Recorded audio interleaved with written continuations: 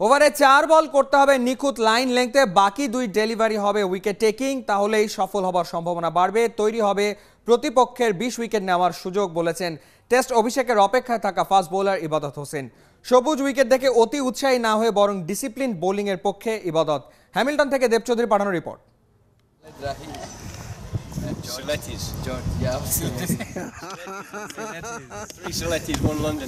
সিলেট আর লন্ডনের কানেকশন বুঝে গেছেন স্টিভ রোডস। সিলেটের 3 পেসারের সাথে ব্যাপারটা নিয়ে মজাও করেন। পেসার হান্টের প্রোডাক্ট ইবাদত হোসেন কোচের সাথেই ছিলেন। হোটেলের ভেতরে বাকি 2 সিলেটি আবু জায়েদ রাহি আর খালেদ আহমেদ। তিনের মধ্যে সবচেয়ে বেশি গতি ইবাদতের, আছেন টেস্ট ডেবিউর অপেক্ষায়। প্রায় 3 বছর জাতীয় দলের সাথে ক্রিকেটের বেসিক বুঝে গেছেন ইবাদত। আমি চাই আসলে একজন ভালো মানের টেস্ট বোলার হইতে।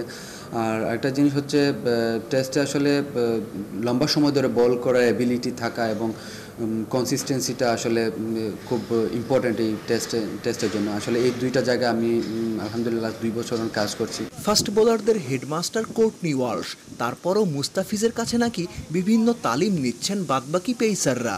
এইসব উইকেটে আসলে যতটা নতুন বলটা ইউজ করাটা আসলে অনেক ইম্পর্ট্যান্ট। আর যত সামনে বল করা যায় এবং কনসিস্টেন্সি বল করা যায়। সে একটা জিনিস বললো যে আমরা ওভারে 6টা বল পাই, এইখানে আমরা 4টা বল জাস্ট কনসিস্টেন্সি বোলিং করব, আর 2টা বল আমরা চেষ্টা করব যাতে উইকেট টেকিং বল করতে পারি। এই জিনিস নিয়ে আজকে আসলে আলোচনা হয়েছে, তো ওর কাছ থেকে আমরা অনেক হেল্প পাচ্ছি। বাংলার পেস ইউনিটের অভিজ্ঞতা 16 টেস্ট নিউজিল্যান্ডকে চাপে ফেলতে যথেষ্ট কি? দেব চৌধুরী, 71, হ্যামিল্টন, নিউজিল্যান্ড।